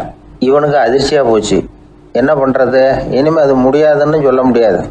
ஏன்னா அந்த நாணயங்களையெல்லாம் அவருக்கே கொடுத்துட்டான். இனிமேல் அதெல்லாம் இவனுடையது இல்லை. பேசாமல் அவ்வளவே அள்ளிக்கிட்டு ஆத்தங்கரைக்கு போனான். போனவன் ரொம்ப நேரம் திரும்பியே வரல. ராமகிருஷ்ணருக்கு சந்தேகம், என்ன ஆச்சு அந்த மனுஷனுக்கு? காசுகளோடு அந்த கங்கையில் குதிச்சுட்டானா? போகும்பொழுதே ஒரு மாதிரியாக தான் போனான். போய் என்னன்னு பார்த்துட்டு வாங்க அப்படின்னார். அங்கே இருந்த ஒருத்தர் ஓடி போய் பார்த்தார். அவர் போய் பார்க்கும்பொழுது அவன் அங்கேயே இருந்தான். அதுக்கப்புறம் அவர் திரும்பி வந்தார். வந்து விவரத்தை சொன்னார். அதாவது அவன் கங்கை கரையில் உட்காந்துக்கிட்டு ஒவ்வொரு நாணயமாக 1 2ன்னு எண்ணி எண்ணி வீசிக்கிட்டு இருக்கிறான். அவனை சுற்றி ஒரு கும்பல் நின்றுக்கிட்டு அவனை தடுத்துக்கிட்டு இருக்குது அப்படின்னு விவரத்தை சொன்னார் போயிட்டு வந்தவர். இதை கேட்டதும் ராமகிருஷ்ணரே புறப்பட்டு அங்கே போனாராம். என்ன இப்படி பண்ணிகிட்டு இருக்கிற? நான் உன்னை அந்த நாணயங்களை கங்கையில் வீசி எறிய சொன்னேன், நீ ஏன் அதை எண்ணிக்கிட்டு இருக்கிற அப்படின்னார். பழக்கம்தான் காரணம். நான் ஒவ்வொரு நாளும் ஒவ்வொன்றா சேமித்து வச்சேன். இன்றைக்கி என்கிட்ட நிறைய இருக்குது, உங்களுக்கு ஒரு 1000 நாணயங்களை கொடுக்கணுங்கிறது என்னோட ஆசை அப்படின்னா. இப்போ ராமகிருஷ்ணர் சொன்னார், ஒரே நேரத்தில் எல்லாத்தையும் சம்பாதிச்சிருந்தா நீ எண்ணுறது பொருத்தமாக இருக்கும். எல்லாத்தையும் இழக்கும்போது ஒவ்வொன்றா எண்ணிக்கிட்டு இழக்கிறதுங்கிறது சரியான செயல் இல்லை. அதனால் ஒரே தடவையாக எல்லாத்தையும் தூக்கி எறிஞ்சிடும் அப்படின்னார். இது இழப்பது அப்படிங்கிற ஒரு உயர்ந்த நிலை. இதை நாம் யதார்த்த வாழ்க்கையில் சம்மந்தப்படுத்தி பார்த்து குழப்பிக்கிட்டு இருக்கக்கூடாது. இழக்கிறேன்னு சொல்லிக்கிட்டு இருக்கிற காசையெல்லாம் ஆற்றுலையும் குளத்துலையும் கொண்டு போய் எரிஞ்சிட்டு வாங்க அப்படின்னு உபதேசம் பண்ணுறதாக யாரும் நினச்சிடக்கூடாது.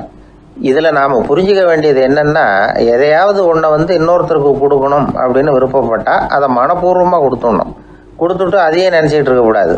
நம்மால் ஒருத்தர் ஒரு 100 ரூபா நோட்டை தன்னுடைய நண்பர் ஒருத்தர்கிட்ட கொடுத்து, இது உனக்கு தான் வச்சுக்கோ அப்படின்னார். அவர் பார்த்தார், இது இனிமேல் எனக்கு தானே சொந்தம் அப்படின்னார். ஆமான்னார் அவர். அப்படின்னா எனக்காக நீ ஒரு உதவி செய்யணும்னார். சொல்லுங்கள் செய்கிறேன்னார் அவர். இந்த 100 ரூபா நோட்டை தீ வச்சு கொளுத்தி விடுன்னார். இவர் அதிர்ச்சியாகி அவரை பார்த்தார். இப்போ அவர் சொன்னார், நீ எனக்கு அன்பாக கொடுத்தது இது, இந்த நோட்டு கள்ள நோட்டுங்கிறது எனக்கு முன்னாடியே தெரியும், சீக்கிரம் கொளுத்தி விடு, அதுதான் நம்ம 2 பேருக்குமே நல்லது அப்படின்னாராம் அவர்.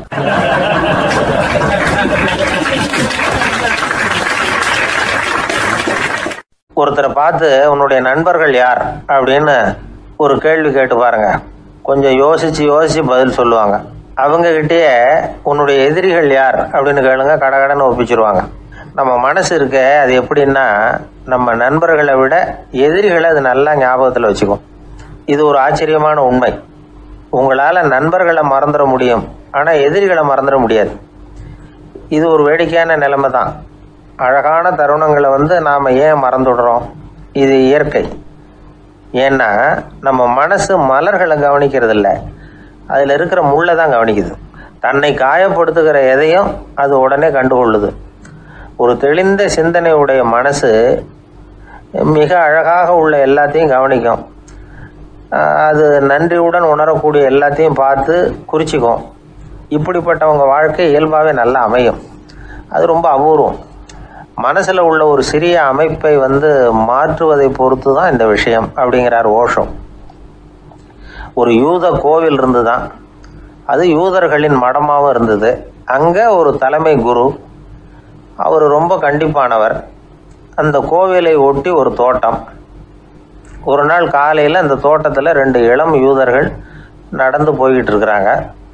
காலையில் 1 மணி நேரம், மாலையில் 1 மணி நேரம் அவங்க அந்த தோட்டத்தில் நடக்கிறதுக்கு அனுமதி உண்டு. மற்ற நேரங்களில் அவங்க மத புத்தகங்களை படிக்கணும், பிற விதிமுறைகளை கடைபிடிக்கணும். அந்த 2 பேருமே தொடர்ந்து புகைப்பிடிக்கிற பழக்கம் உள்ளவங்க.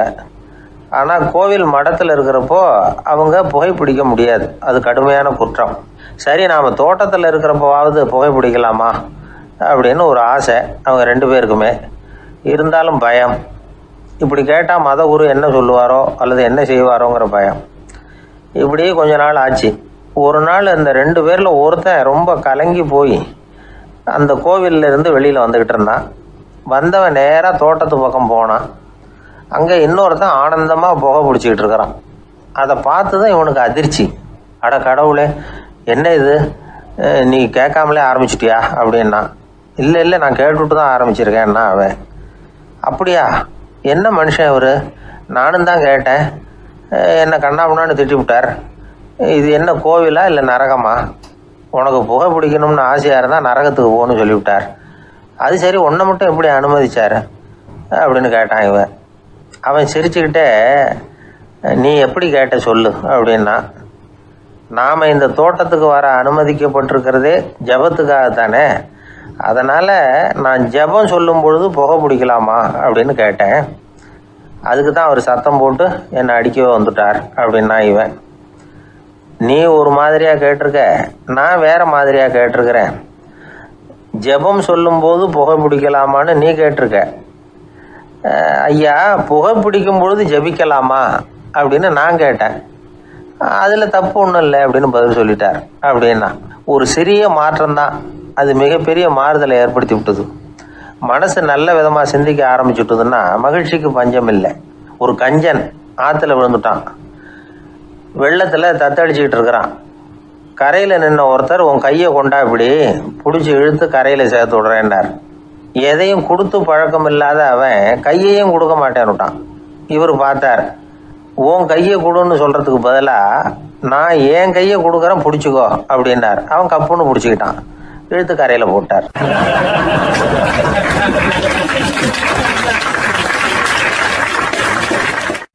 அது ஒரு புகைவண்டி நிலையம். அங்கே ஒருத்தர் காலார நடந்து வந்துக்கிட்டு இருந்தார். அவர் தன்னுடைய வீட்டில் உட்காந்து ரொம்ப நேரம் எழுதுவார். எழுதுகிற நேரம் போக மற்ற நேரங்களில் தம்முடைய சொந்த வயல்களில் வேலை பார்ப்பார். அது முடிஞ்சதை என்ன பண்ணுவார்னா பக்கத்தில் இருக்கிற புகைவண்டி நிலையத்துக்கு போவார். அங்கே கொஞ்சம் நேரம் அப்படியே காலார நடந்து வருவார். இது அவருடைய அன்றாட வழக்கம். அன்னைக்கு அது மாதிரி தான் அவர் நடந்து வந்துக்கிட்டு இருக்கிறார். அந்த சமயத்தில் அங்கே நடைமேடையில் ஒரு அம்மையார் நின்றுட்டு இருக்கிறாங்க.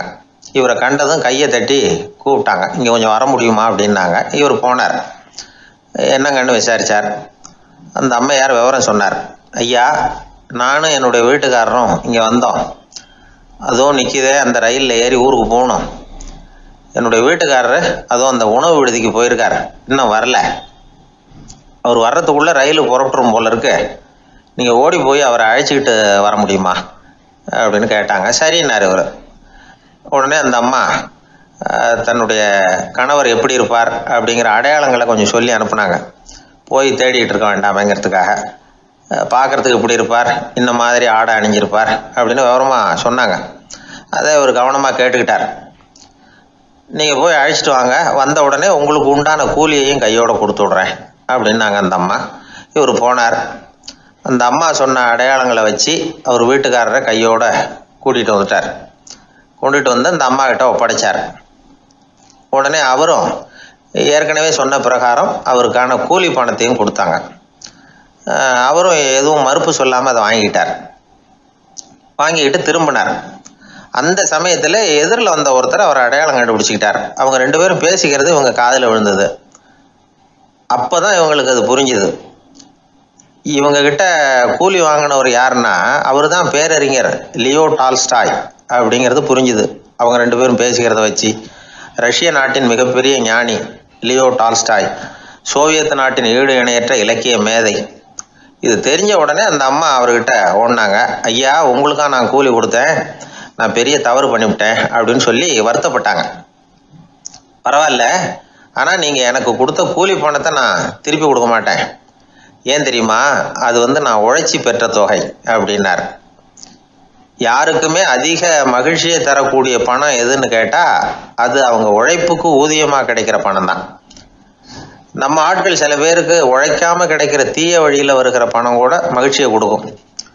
ஒரு பெரிய தொழிற்சாலை, அதோட முதலாளி கடுமையான ஒரு கட்டுப்பாடு விதிச்சிருந்தார். அது என்ன கட்டுப்பாடுன்னா, இந்த தொழிற்சாலைக்கு உள்ள யாரும் சிகரெட்டு பிடிக்கக்கூடாது அப்படிங்கிறது தான். ஒரு நாள் இந்த முதலாளி தன்னுடைய தொழிற்சாலையை சுற்றி பார்த்துக்கிட்டு வரார். அப்போது ஒரு இளைஞன் உள்ள சிகரெட்டு பிடிச்சிக்கிட்டு இருந்தான். அதை பார்த்து விடுறாரு. அவ்வளவுதான், அவருக்கு கோவம் வந்துட்டுது. உடனே உதவியாளரை கூப்பிட்டார். அதோ பாரு, அந்த சிகரெட்டு பிடிச்சிக்கிட்டு இருக்கிறானே, அவன் கணக்கை முடித்து வெளியில் அனுப்பி வச்சிரு அப்படின்னு உத்தரவு போட்டார். அது பிரகாரம் உடனே அவனை அழைச்சிட்டு போய் கணக்கு பார்த்து சம்பள பாக்கி அப்புறம் உதவித்தொகை எல்லாத்தையும் மொத்தமாக கையில் கொடுத்து வெளியில் அனுப்பி வச்சுட்டாங்க. அவன் பணத்தோடு வெளியில் வந்தான். ஏதோ யோசனை பண்ணபடியே நின்றுக்கிட்டு இருந்தான். அவன் என்னப்பா யோசிக்கிற அப்படின்னாரு எதிரில் வந்தவர்.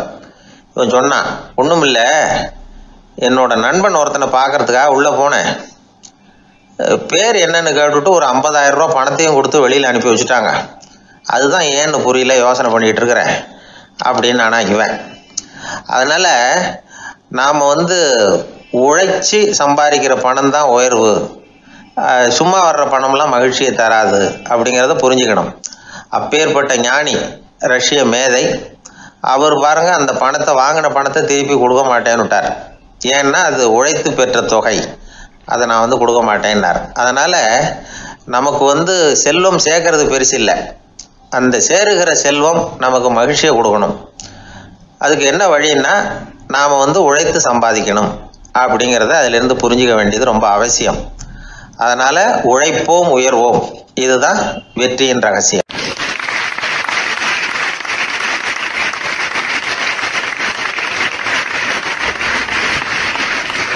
வாய் விட்டு சிரிச்சா நோய் விட்டு போகும் அப்படின்னு சொல்றது உண்டு. அது என்ன வெறும் அலங்காரத்துக்காக சொன்ன வார்த்தையா, இல்லை அர்த்தத்தோடு சொன்ன வார்த்தையா அப்படின்னு யோசிச்சா அதில் நிஜமாவே அர்த்தம் இருக்குதுன்னு தான் தெரியுது. ஆதாரபூர்வமாக அதுக்கு சில நிரூபணங்களும் இருக்குது. நார்மன் கசின்ஸ் அப்படின்னு ஒருத்தர் இருந்தார். அவர் ஒரு அமெரிக்க பத்திரிகை ஆசிரியர். அவருக்கு ஏதோ ஒரு விதமான அழற்சி நோய், இன்ஃப்ளமேஷன் டிசீஸ். அது டாக்டர்கள்லாம் அதுக்கு என்ன விதமான வைத்தியமும் கிடையாது அப்படின்னு சொல்லி பல இதெல்லாம் பார்த்துட்டு கடைசியாக சொல்லிவிட்டாங்க அதுக்கு வைத்தியமே இல்லைன்ட்டாங்க. டாக்டர்கள் தான் சொல்லிவிட்டாங்களே, அதனால் இது இப்படியே இருந்துட்டு போகட்டும் அப்படின்னு விட்டுற வேண்டியது தானே. ஆனால் அவர் அப்படி நினைக்கல. உடனே அவர் என்ன பண்ணார்னா, ஆஸ்பத்திரி ரூமை காலி பண்ணார். ஹோட்டலில் போய் ஒரு ரூம் எடுத்துக்கிட்டார். அங்கே போனார். தினமும் அவருக்கு பிடிச்ச தமாஷான படங்களை எல்லாம் டிவியில் போட்டு பார்த்துக்கிட்டு இருந்தார். சிரிப்பு வரக்கூடிய புத்தகங்களை எல்லாம் படித்தார். கொஞ்ச நாள் ஆச்சு, அவருக்கு இருந்த தொந்தரவு குணமாக ஆரம்பிச்சிட்டுது. இதை கேள்விப்பட்ட உடனே பழைய டாக்டர்கள்லாம் ஓடி வந்தாங்க. ஓடி வந்து பார்க்குறாங்க, அவர் உடம்பை சோதனை பண்ணி பார்க்குறாங்க. பார்த்தா அவர் உடம்பு குணமாகறதுக்கு உதவியாக இருந்தது சிரிப்பு தான் அப்படிங்கிறத விஞ்ஞானபூர்வமாக அவங்க ஒத்துக்கிட்டாங்களாம். இருந்தாலும் சிரிப்பு எந்த முறையில் எந்த விதத்தில் உதவி பண்ணுது அப்படிங்கிறத இன்னமும் சரியாக புரிஞ்சிக்க முடியல. ஆனாலும் ஒரு சில விஷயங்கள் மட்டும் புரியுது. அது என்னன்னா, சிரிப்பு சுவாசத்தை மேம்படுத்துது, ரத்த அழுத்தத்தை குறைக்குது, உடம்பு குணமாகறதுக்கே உரிய சில ஹார்மோன்கள் அதிகமாக உருவாக்கி வர்றதுக்கு வழி செய்யுது. இந்த அளவுக்கு தான் சிரிப்போட செயல்பாட்டை நாம் புரிஞ்சிக்க முடியுது. இருந்தாலும் இதை பற்றி கண்டுபிடிக்க வேண்டியது இன்னமும் ஏராளமாக இருக்குது. அதெல்லாம் விவரமாக கண்டுபிடிக்கிற வரைக்கும் நாம் காத்துக்கிட்டு இருக்க வேண்டியதில்லை. இப்போவே தாராளமாக சிரிக்கலாம். அதில் என்னத்துக்கு சிக்கணும், காசா பணமா? சிரிப்புன்னா ஹாஹான்னு சத்தம் போட்டு சிரிச்சாதான் உடம்புக்கு நல்லதுன்னு இல்லை. லேசான புன்னகை கூட உடம்புக்கு நல்லது செய்யுமா. லேசாக புன்னகை பூத்தா அந்த சமயத்தில் நாம் எப்படி ஆகுது, நம்ம உடம்பு பூரா அமைதி அடையுதான். இதையும் ஆதாரபூர்வமாக கண்டுபிடிச்சி தான் சொல்கிறாங்க. எப்போவாவது மனசு சங்கடமாக இருக்கிறப்போ கொஞ்சம் முயற்சி பண்ணி முகத்தில் புன்னகையை கொண்டுகிட்டு வந்து பாருங்கள். அதோட சுகம் உங்களுக்கு அனுபவித்து பார்த்தா தான் தெரியும். கண்ணும் உதடும் மலரும் பொழுது இருக்கிற ஆனந்தமே ஆனந்தம் அப்படிங்கிறாங்க அனுபவித்து பார்த்தவங்க. வாழ்க்கையில் நாம் தமாஷா இருக்கணும்னா அதுக்கு சில வழிகளையும் அவங்க சொல்லி வச்சுருக்கிறாங்க. முதல்ல நீங்கள் உற்சாகமாக இருக்கிறவங்க கூடவே அதிகமாக பழகணும், அவங்க கூடவே அதிக நேரம் இருக்கிறது மாதிரி பார்த்துக்கணும். அழுது வடிகிறவங்ககிட்டயே இருக்கக்கூடாது, அவங்கள அவாய்டு பண்ணுங்க, அவங்கள விட்டு விலகி வந்துடுங்க. உங்கள் முன்னாடி இருக்கிறவர் எப்பவும் மூஞ்சியை தொங்க போட்டுக்கிட்டே இருக்கிறவராக இருந்தால் கொஞ்ச நாளில் உங்கள் முகமும் அப்படியே ஆகிடுமா. ஜாக்கிரதையாக இருக்கணுமா. ரெண்டாவது, எடுத்ததுக்கெல்லாம் சீரியஸ் ஆகிடக்கூடாது, எதையும் நிதானமாக யோசிக்கணும். அடுத்தவங்க நம்மளை மதிக்கணுங்கிறதுக்காக நாம் பகட்டாக நடந்துக்கிறதுக்கு ஆசைப்படக்கூடாது. உங்களுக்கு பிடிச்ச தமாஷான வீடியோ படங்கள், புத்தகங்கள் இதையெல்லாம் லிஸ்ட்டு போட்டுக்கிட்டு முடிஞ்ச அளவுக்கு வாங்கி சேர்த்து வீட்டுக்குள்ளேயே ஒரு லைப்ரரி உண்டாக்கிக்கலாம். ஒரு பெரிய பிஸ்னஸ்மேன், ரொம்ப வெற்றிகரமாக பிஸ்னஸ் பண்ணுறவராம். அவர் எப்படின்னா அடிக்கடி ரயிலில் பிரயாணம் பண்ணுறப்போ நியூஸ் பேப்பரை வச்சுக்கிட்டு ரொம்ப சுவாரஸ்யமாக படிச்சுக்கிட்டே போகிறான். நியூஸ் பேப்பரில் அப்படின்னு சுவாரஸ்யமான விஷயம் அப்படின்னு எட்டி பார்த்தா அதுக்குள்ளே ஒரு காமிக் புஸ்தகத்தை வச்சுக்கிட்டு படிச்சுக்கிட்டு இருப்பாராம். என்னங்க அப்படின்னு கேட்டால், என் மனசு லேசாக இருக்கிறதுக்கு இது ரொம்ப உதவியாக இருக்குது அப்படின்னு பாரான். அது ஒரு பக்கம் இருக்கட்டும். சிரிப்புன்னா எல்லா விதமான தமாஷும் உடம்புக்கு நல்லதுன்னு நினைச்சிடக்கூடாதான். ஜேம்ஸ் கரோல் அப்படிங்கிற அமெரிக்க உளவியல் நிபுணர் என்ன சொல்றாரு தெரியுமா? அடுத்தவங்களை குறை சொல்றது, கேலி பண்றது, நையாண்டி பண்றது, இது மாதிரியான நகைச்சுவையெல்லாம் நல்லது செய்யறது இல்லைங்கிறார் அவர். அடுத்தவங்களை தொந்தரவு பண்ணாத ஜோக்குகள் தான் எப்பவும் நல்லது. யாராவது ஜோக்கு சொன்னால் தாராளமாக சிரிக்கணும். ஒருத்தர் வந்தார், இன்னொருத்தரை கூட அழைச்சிக்கிட்டு என்கிட்ட காட்டினார். அவர் தன்னுடைய முகத்தை ரொம்ப சீரியஸாக வச்சுக்கிட்டு இருந்தார். என்னங்க விஷயம் அப்படின்னு விசாரித்தோம். வந்தவர் எங்களை பார்த்து சொன்னார், சார் இவர் கூட ஒரு பெரிய ப்ராப்ளம்னார். என்னன்னு, ஏதாவது ஒரு ஜோக்கு சொன்னால் உடனே சத்தம் போட்டு சிரிக்க ஆரம்பிச்சுடுறார் சார் அப்படின்னார். ஜோக்கை கேட்டுட்டு சிரிக்க ஆரம்பித்தா அது ப்ராப்ளம் இல்லையே அப்படின்னு சொன்னோம். சிரிக்க ஆரம்பிக்கிறது ப்ராப்ளம் இல்லை சார், ஆனால் அப்படி ஆரம்பிக்கிற சிரிப்பு அதுக்கப்புறம் நிறுத்தவே மாட்டேங்கிறார். நாள் கணக்கில் அது பாட்டுக்கு போயிட்டு இருக்கு, அதுதான் ப்ராப்ளம் அப்படின்னார் அவர்.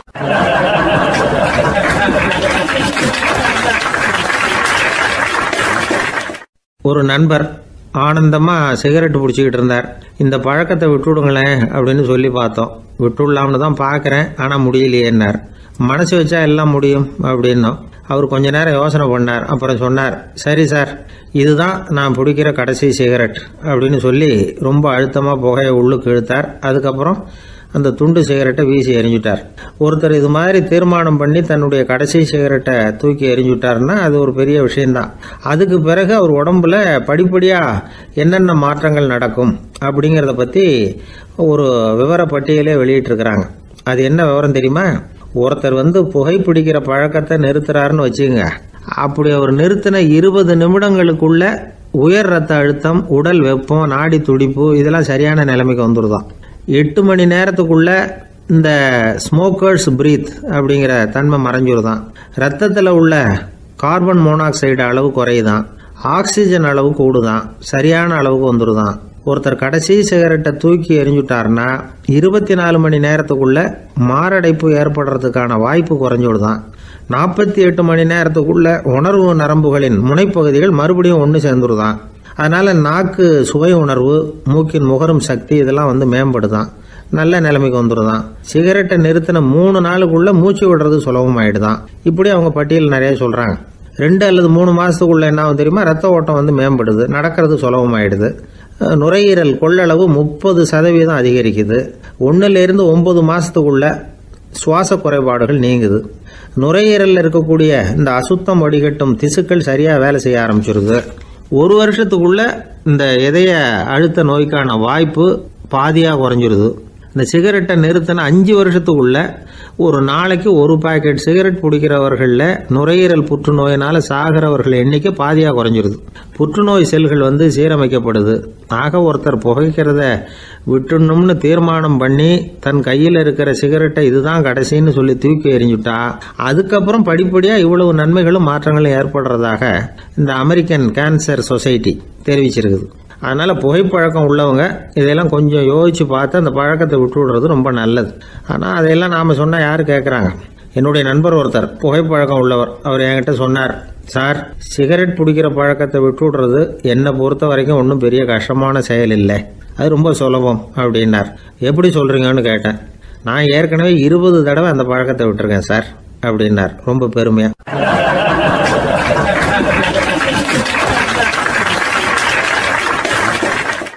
இதில் ஒரு பெரிய நீதிபதி இருந்தார். சென்னையில் உண்மையாக நடந்தது. சென்னையில் ரொம்ப காலத்துக்கு முன்னாடி காந்தி இருந்த காலத்தில் சென்னையில் ஒரு நீதிபதி, அவர் ஒரு நாள் கோர்ட்லாம் விட்டு ரொம்ப கஷ்டப்பட்டு ராத்திரி சும்மா போய் உடனே வீட்டுக்கு வரல. கோர்ட்டினுடைய நடவடிக்கை முடிஞ்சு வீட்டுக்கு வராமல் போய் எங்கெங்கேயோ போய் சுற்றிவிட்டு அந்த நண்பர்களோடு அப்படி உல்லாசமாக அப்படி கொண்டாடி விட்டு ராத்திரிக்கு வந்திருக்கிறாரு வீட்டுக்கு 1 மணிக்கு. அப்போ அந்த வயசான அம்மா வாசல்லையே காத்துக்கிட்டு இருக்கு. உள்ளே போச்சு நீதிபதி, இன்னும் சேரலேன்னு வாசல்லே நின்றுட்டு இருந்ததான். அப்போ அது வந்த உடனே பலார்னு அரைஞ்சு விட்டாங்களாம் அந்த அம்மா. ஏன்டா அவ்வளோ தூரம் எங்கே போனேன்? என்னதான் நீதிபதியாக இருந்தாலும் அவங்களுக்கு உள்ள தானே, பலார்னு அரைஞ்சு விட்டாங்க. உடனே அவர் கலங்கி போய் அழுதாராம். மறுநாள் கேட்டிருக்காங்க அந்த பக்கத்தில் இருந்தவங்க, ஏன் நீ பெரிய நீதிபதி, பெரிய பதவியில் இருக்க, அதனால் உன்னை உங்கள் அம்மா அடிச்சிட்டாங்கன்னு அழுதியா அப்படின்னு கேட்டாங்களாம். அப்போ அவர் சொன்னாராம் நீதிபதி, இல்லை, நான் இது மாதிரி எங்கள் அம்மா கிட்ட அடிக்கடி அடி வாங்குவேன். எப்போதும் அவங்க அடிக்கிற அடி பலமாக விழும். இப்போ அவங்க அடித்தது எனக்கு வலிக்கவே இல்லை.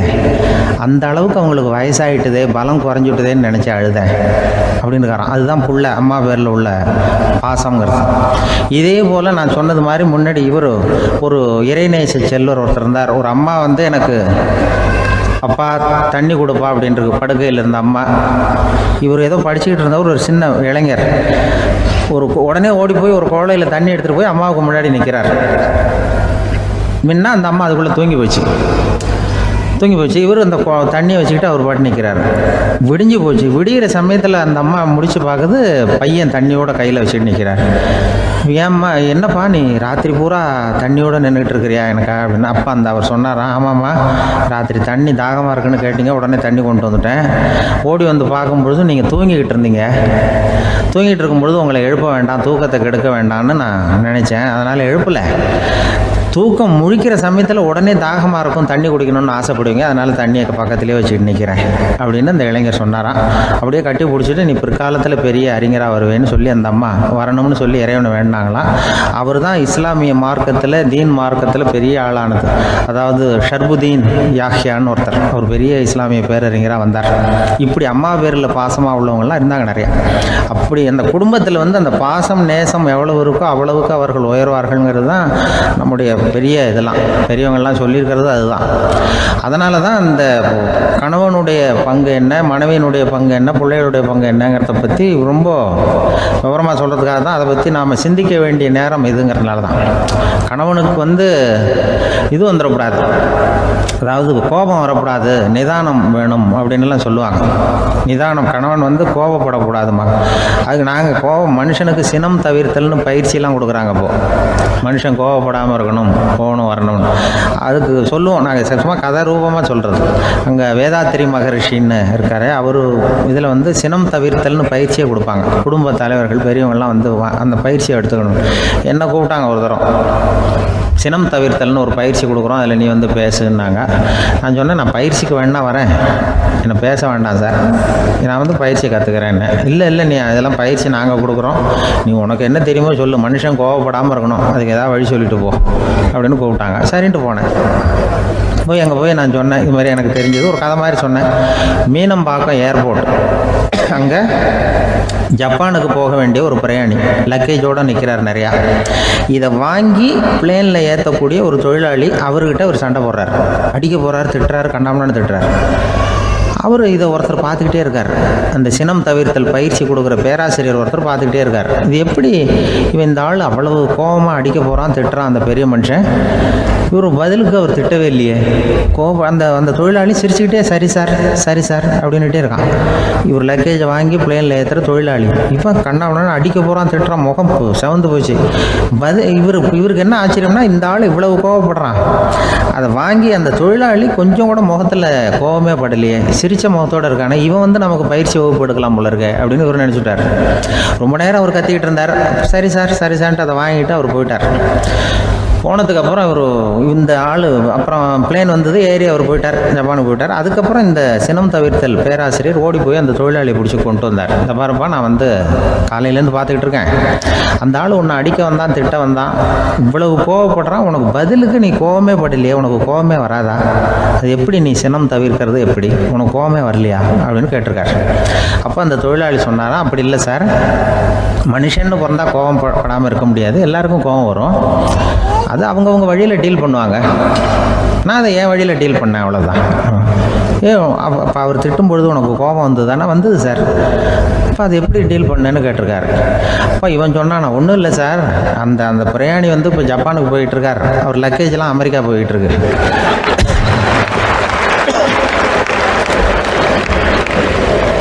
இதுக்கு நாம் எதுக்கு சார் அனாவசியமாக அவன்கிட்ட போய் சண்டை போட்டுக்கிட்டேன், அப்படி மாற்றி ஏற்றி விட்டா அவன் போய் பார்த்துக்கிறான் எங்கேயாவது. அதுதான் நான் சினம் தவிர்க்கிற வழி அப்படின்னு சொன்னாரான். உடனே இதை தான் எனக்கு தெரிஞ்சது, கோபம் வராமல் இருக்கிறதுன்னு அங்கே பேசினேன் அந்த கூட்டத்தில். அதுக்கப்புறம் இன்ன வரைக்கும் அவங்க கூப்பிடுறதே இல்லை என்ன. ஏன்னா நாங்கள் வந்து முறையாக ஒருத்தன் கோவப்படாமல் இருக்கிறதுக்கு என்ன வழின்னு சொல்லி கொடுத்துக்கிட்டு இருக்கிறோம், நீ இப்படி பண்ணுறியப்பா அப்படின்னு சொல்லி. ஒரு பெரிய கிராமம், அந்த கிராமத்தில் ஒரு பண்ணையார் வீடு, அதுதான் அந்த கிராமத்திலேயே பெரிய வீடு. ஒரு நாள் ஒரு திருடன் அந்த கிராமத்துக்கு வந்தான், சுற்றி பார்த்தான், அந்த பண்ணையார் வீடு கண்ணில் பட்டுது. இன்னைக்கு ராத்திரி இந்த வீட்டில் தான் நம்ம தொழில் ஆரம்பிக்கணும் அப்படின்னு சொல்லி அவன் முடிவு பண்ணிக்கிட்டான். ஏன்னா அதுதான் அந்த கிராமத்திலே கொஞ்சம் பெரிய வீடு, அங்கே தான் அவன் எதிர்பார்க்குறது ஏதாவது கிடைக்கும் அப்படிங்கிறது அவனுடைய முடிவு. நடு ராத்திரி அவன் மெதுவாக சுவர் ஏறி குதித்து அந்த பெரிய வீட்டுக்குள்ளே புகுந்தான். அங்கே போய் பார்த்தா முக்கியமான இடங்கள்ல எல்லாம் காவலுக்கு ஆள் நின்றுக்கிட்டு இருக்கிறாங்க ராத்திரி நேரத்தில். சரி, இந்த வீட்டில் நம்மால் திருட முடியாது அப்படின்னு முடிவு பண்ணிட்டு மெதுவாக வந்த வழியிலேயே திரும்பி வந்தான். அந்த சமயத்தில் காலில் ஏதோ தட்டுப்பட்டுது. என்னது அப்படின்னு சொல்லி குனிஞ்சு பார்த்தா அங்கே ஒரு பெரிய வெங்காய மூட்டை. அடுக்கி வச்சிருக்கிறாங்க. சரி, வந்ததுக்கு வெறுங்கையோடு திரும்ப வேண்டாமே அப்படின்னு சொல்லி கையில் இருந்த ஒரு பெரிய பை நிறைய அதை அள்ளி போட்டுக்கிட்டான். வெங்காயத்தை போட்டுக்கிட்டு புறப்படுற சமயத்தில் கப்புன்னு கழுத்தில் ஒரு கை வந்து விழுந்தது. ஆள் மாட்டிக்கிட்டான். அதாவது காவலாளிகள் அவனை பிடிச்சி வச்சுக்கிட்டாங்க. மறுநாள் காலையில் அந்த திருடனை பண்ணையார் முன்னாடி கொண்டுட்டு போய் நிறுத்தினாங்க. ஐயா, இந்த ஆள் ராத்திரி நம்ம வீட்டில் திருடுறதுக்காக வந்தான், வெங்காயத்தை அள்ளிட்டு புறப்படுறப்போ மாட்டிக்கிட்டான் அப்படின்னாங்க. அவர் பார்த்தார். என்னப்பா இவங்க சொல்கிறது உண்மைதானான்னு கேட்டார். ஆமான்னு ஒத்துக்கிட்டான் அந்த ஆள். பண்ணையார் அதுக்கப்புறம் கொஞ்சம் யோசனை பண்ணார். அப்புறமா தீர்ப்பு வழங்கினார். இதை பார்ப்பா, நீ இங்கே திருட வந்தது குற்றம். அதுக்காக நீ 100 ரூபாய் அபராதம் செலுத்தணும், அல்லது 100 கசையடிகள் வாங்கணும். அதுவும் இல்லைன்னா நீயே திருடுன அவ்வளவு வெங்காயத்தையும் பச்சையா என் கண் முன்னாடியே சாப்பிட்டுணும். இதில் எந்த தண்டனையை ஏற்றுக்கிறது அப்படிங்கிறத பற்றி நீயே யோசனை பண்ணி முடிவு எடுத்துக்கலாம் அப்படின்னு சொல்லிவிட்டார். அதாவது இவனே முடிவு பண்ணிக்க வேண்டியது, 100 ரூபா பணம் கட்டுறியா, இல்லது சாட்டை அடி வாங்குறியா, அல்லது வெங்காயத்தை சாப்பிட்றியா, இதுதான் அவர் கொடுத்தது, நீயே முடிவு பண்ணி சொல்லுன்னு விட்டார். திருடன் கொஞ்சம் நேரம் யோசனை பண்ணி பார்த்தான். அவனுக்கு இருக்கிறதுலே ரொம்ப சுலபமாக தெரிஞ்சது இந்த வெங்காயத்தையே சாப்பிட்டுட்றேன்ட்டான். ஐயா, நான் இந்த வெங்காயத்தையே சாப்பிட்டுட்றேன், அதுதான் எனக்கு கொஞ்சம் சுலபமாக தெரியுதுன்னா சரின்னு விட்டார் பண்ணையார். அப்படியே எல்லாத்தையும் கொண்டு வந்து கொட்டினாங்க. ஒவ்வொன்றா எடுத்து சாப்பிட ஆரம்பித்தான். கொஞ்ச நேரம் சுவாரஸ்யமாக சாப்பிட்டான். அதுக்கப்புறம் வாய் எரிய ஆரம்பிச்சுட்டுது. கண்ணு 2 செவந்து போச்சு. கண்ணில் இருந்து தார தாரையாக கண்ணீர் வழிய ஆரம்பிச்சுட்டுது. ஒரே எரிச்சல். அவனால் தாக்கு பிடிக்க முடியல. வெங்காயம் பாதி கூட தீரல. பார்த்தான், சரி இது நமக்கு சரிப்பட்டு வராது அப்படின்னு முடிவு பண்ணிட்டான். ஐயா, என்னை மன்னிச்சுக்கோங்க, இது என்னால் முடியாது போல இருக்கு, பேசாமல் எனக்கு 100 சாட்டை அடியாக கொடுத்துருங்க அப்படின்னா. அவரும் சரின்னார். சாட்டை அடி விழ ஆரம்பிச்சது. அதுவும் ஆரம்பத்தில் ஒரு மாதிரியாக இருந்தது. ஒரு 60 அடிகள் விழுற வரைக்கும் தாங்கினான். அதுக்கு மேலே அவனால் முடியல, தாக்கு பிடிக்க முடியல. ஐயா, என்னை மன்னிச்சுக்கோங்க அப்படின்னு மறுபடியும் பண்ணையார் காலில் விழுந்தான். ஐயா, இதுவும் எனக்கு சரிப்பட்டு வராது போல இருக்கு, பேசாமல் 100 ரூபா அபராதமே கட்டிவிடுறேன் அப்படின்னா. அதே மாதிரி பணத்தை எடுத்து கொடுத்துட்டு அவன் பாட்டுக்கு போனான். இப்படி ஒரு கதை உண்டு. இந்த கதையை உலக புகழ்பெற்ற மனோதத்துவ மேதை எம் ஸ்காட் பெக் ஒரு உதாரணமாக எடுத்து சொல்கிறார்.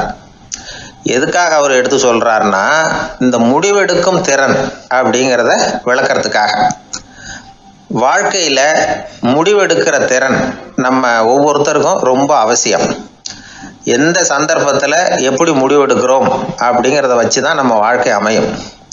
எவ்வளவு தான் பணம் இருந்தாலும் சரி, எவ்வளவு தான் படிச்சிருந்தாலும் சரி, இந்த முடிவெடுக்கிற திறன் சரியா இல்லைன்னா வாழ்க்கையில் பல சறுக்கல்களை சந்திக்க வேண்டியிருக்கும். நாம் முடிவுகள் எடுத்தால் அந்த முடிவுகளால் ஏற்படக்கூடிய விளைவுகளுக்கு நாம் பொறுப்பு ஏற்க வேண்டியிருக்குமே அப்படிங்கிற பயத்தினால முடிவெடுக்கிற அதிகாரத்தை பல சமயங்களில் நாம் மற்றவங்களுக்கு தாரவாத்து கொடுத்துட்றோம். நாமே முடிவெடுக்கக்கூடிய திறமையை வளர்த்துக்கிறது தான் ரொம்ப முக்கியம். ஒருத்தர் சொன்னார், சார், சின்ன சின்ன பிரச்சனைகள்ல எல்லாம் எங்கள் வீட்டில் என் மனைவி முடிவு எடுக்க விட்டுருவேன், பெரிய பிரச்சனைகள்ல எல்லாம் நான் தான் முடிவெடுப்பேன் அப்படின்னார். பரவாயில்லையே அப்படின்னு சொல்லி சின்ன சின்ன பிரச்சனைகள்னா எதுங்க அப்படின்னு கேட்டேன். ஒன்றும் இல்லை, இந்த வீட்டு வருமானத்தை பெருக்கிறது எப்படி, வீட்டு செலவை சரி கட்டுறது எப்படி, வீட்டு செலவுக்கு வாங்கியிருக்கிற கடனை அடைக்கிறது எப்படி, இதெல்லாம் சின்ன சின்ன பிரச்சனைகள். என் மனைவி